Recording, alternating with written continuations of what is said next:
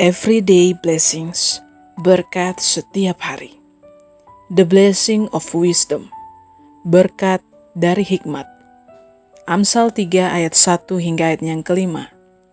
Hai anakku, janganlah engkau melupakan ajaranku, dan biarlah hatimu memelihara perintahku. Karena panjang umur dan lanjut usia, serta sejahtera akan ditambahkannya kepadamu. Janganlah kiranya kasih dan setia meninggalkan engkau. Kalungkanlah itu pada lehermu, tuliskanlah itu pada loh hatimu. Maka engkau akan mendapatkan kasih dan penghargaan dalam pandangan Allah serta manusia. Percayalah kepada Tuhan dengan segenap hatimu, dan janganlah bersandar kepada pengertianmu sendiri. Seorang raja yang penuh hikmat pernah memberikan nasihat-nasihat berkaitan meninggalkan sesuatu. Selain itu, dia juga memberikan nasihat lainnya di Amsal 3 ayat 1 hingga ayat yang kelima. Nasihat yang dia berikan dalam judul 3 nasihat jangan. 1. Jangan melupakan ajaran dan memelihara perintah. Hai anakku, janganlah engkau melupakan ajaranku, dan biarlah hatimu memelihara perintahku. Amsal 3 ayat 1. Ajaran yang paling utama adalah ajaran Tuhan melalui firman-Nya di dalam Alkitab. Bisa juga ajaran-ajaran Tuhan lewat orang lain seperti lewat raja itu, yaitu kepada bangsa Israel. Biarlah hatimu memelihara perintahku, bukan hanya diingat, tetapi di dalam hati dipelihara. Hati adalah pusat kontrol pikiran, perkataan, dan perbuatan kita. Di ayat kedua dituliskan mengenai apa saja yang bisa didapat jika tidak melupakan ajaran dan tetap memelihara perintah. Amsal 3 ayat 2, karena panjang umur dan lanjut usia, serta sejahtera akan ditambahkannya kepadamu. Panjang umur dan lanjut usia bisa relatif karena itu kehendak Tuhan. Intinya adalah bahwa Tuhan menyertai hingga umur berapapun Dia izinkan hidup di dunia. Dan yang paling penting adalah ada sejahtera, yang dalam bahasa aslinya shalom atau damai.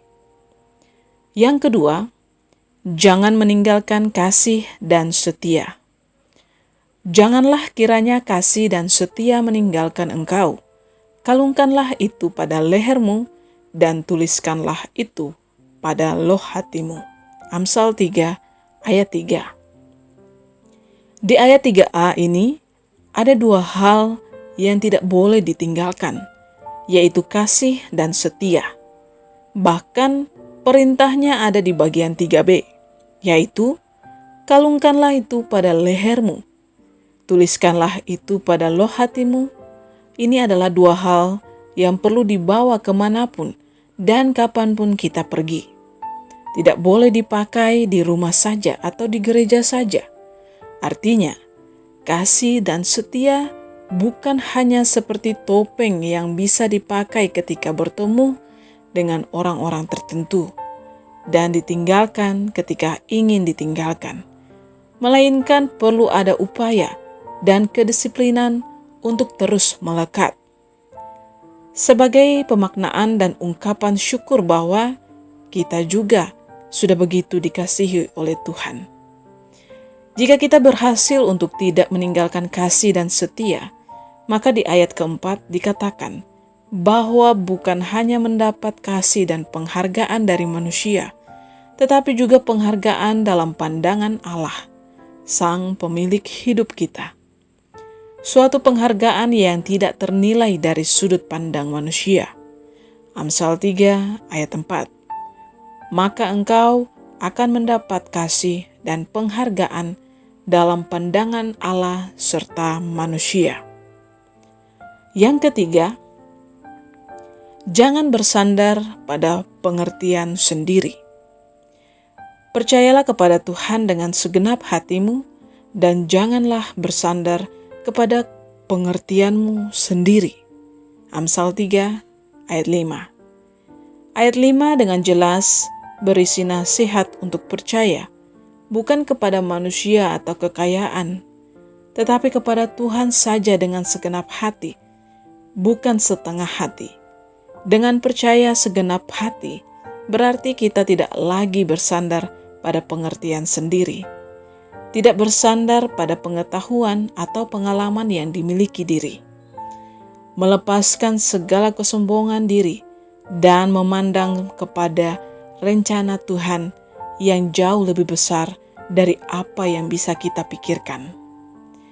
Dalam masa pandemi, banyak hal yang perlu ditinggalkan, entah pekerjaan, kenyamanan, kesenangan, kebiasaan, dan sebagainya, termasuk ketika menjalani kehidupan new normal saat ini. Dengan segala adaptasi yang perlu dilakukan, kita terus berpegang pada nasihat "jangan" dari Raja Salomo ini. Jangan melupakan ajaran dan biarlah hati memelihara perintah-perintah Tuhan. Jangan meninggalkan kasih dan setia. Percayalah kepada Tuhan dengan segenap hati. Jangan bersandar pada pengertian sendiri. Misi kita hari ini, hidup taat dan berhikmat dalam melakukan firman Tuhan. Mari kita berdoa. Ya Tuhan, terima kasih untuk firman-Mu. Tolong kami untuk hidup taat dan berhikmat. Hidup kami diberkati karena hidup dalam hikmat Tuhan. Dalam nama Tuhan Yesus kami berdoa. Amin.